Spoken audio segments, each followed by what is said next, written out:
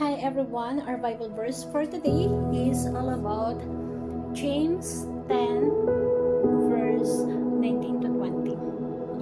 May dear brother and sister take note of this. Everyone should be quick to listen, slow to speak, and slow to become angry.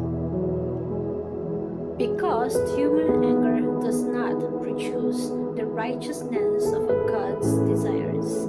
So sa Tagalog, unawain po ninyo, ito, minamahal kong mga kaibigan, ang bawat tao ay dapat na maging mabilis ang pakikinig, marahan sa pagsasalita, mabagal sa pagkagalit. Sapagkat ang galit na tao ay hindi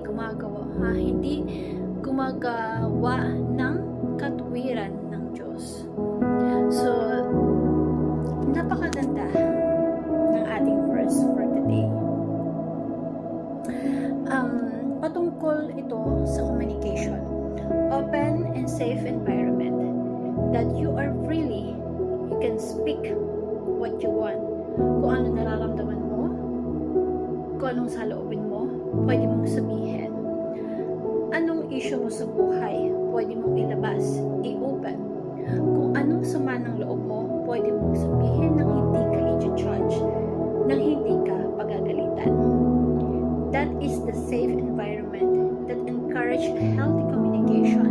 Yung tahanan natin, that would be the safest environment na pwedeng takbuhan if may problema ka, na pag may pinagdadaanan ka sa buhay mo. Kapag hindi safe yung environment natin sa family, hindi safe yung house natin, pinipili natin na tumakbo sa ibang tao, at sa ganong sitwasyon, hindi healthy. Kaya maraming kabataan nag-open or napapaliwala ang buhay kasi mas pinipili nila to express themselves outside the family. Pag ang asawa mo nag-express sa'yo at hindi mo inunawa, walang healthy communication. The first rule of communication, first talk, the other one will listen. Hayaan makapag-express. And the other one will listen. Kung sino yung unang nag-express, nag-open ng sama ng loob, the other one will listen. Hayaan mong maubos muna yung saloobin niya, yung laman ng kalooban niya, at the other one will listen.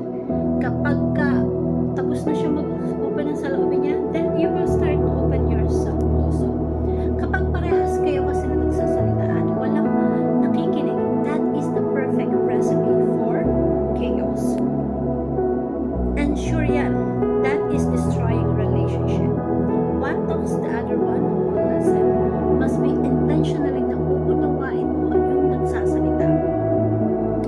Unang nagsalita, yun na mag-express, na maglalabas ng saloobin. The first one to speak, and the other one will listen. Open line communication develops and heals family. Nakakalungkot lang sa sarili natin, tahanan, walang communication. And lalo na sa yung mga bagay na importante dapat na pag-uusapan sa loob ng tahanan. Open communication develops and heals relationship. Hindi pwedeng patagalin yung tampuhan, yung hindi pag-uusap.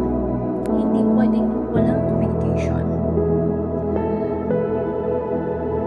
Walang bagay na hindi nadadaan sa mabuting usapan. And let us apply, everyone must be quick to listen and slow to speak. Kapag yung taong gigil na gigil magsalita, sabihin niya yung saloobin niya, mabilis siya magsalita, that person is slow to listen. Dapat baliktad. You have to slow to speak and quick to listen. Yun dapat yung i-apply natin. Lalo na kapag yung mga bagay na napaka-importante na kapag sinishare sa'yo, dapat you have to listen quickly. sa tahanan at sa buhay yung isang tao mabilis magsalita kasi hindi marunong makinig. Ang hirap kasama nun, nakaka-drain sa buhay at nakakapagod. Kaya itong itinuturo sa atin ng verse na to is a full wisdom na kailangan i-apply natin sa buhay natin. Ang dapat yung tao or member ng pamilya mabilis makinig kaysa sa mas mabilis magsalita. Intentionally, mabilis makinig. Intentionally, kayang unawain yung kausap.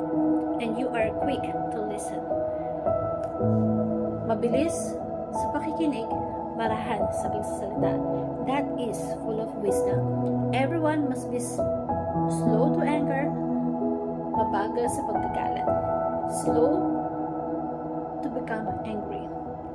Na hindi basta-basta tumataas yung boses. Na hindi basta-basta nag-express ng galit. Na hindi iniisip ko anong sasabihin. The best way is to foster a good environment. You have to slow to speak and quick to listen. Everyone also must commit to make everyone feel safe, heard, and understood.